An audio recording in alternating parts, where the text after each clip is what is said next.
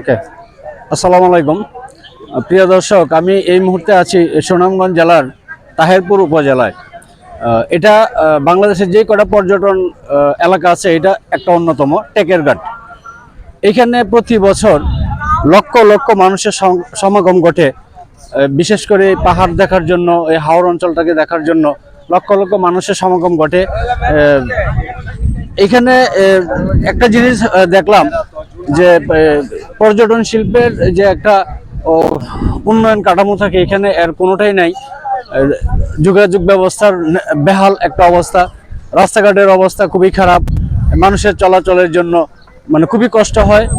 আর সবচেয়ে বড় যে সমস্যাটা হলো, এখানে যে শত শত হাউসবোটগুলো আসে বা ট্রলারগুলো আসে, এগুলোকে নোঙর করার জন্য নির্দিষ্ট কোনো স্থাপনা নেই বা নির্দিষ্ট কোনো ট্রলার ঘাট নেই যেটাকে বলে। তাই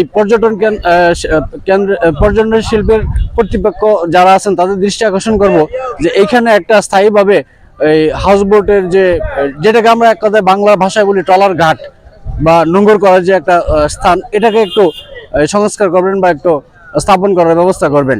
এতে করে যারা এই লক্ষ লক্ষ পর্যটক যারা আসে দেশের বিভিন্ন প্রান্ত থেকে, তাদের অনেক সুবিধা হবে এবং এখানকার রাস্তাঘাটের একটু উন্নয়ন করার একটু ব্যবস্থা গ্রহণ করবেন। আসসালামু আলাইকুম।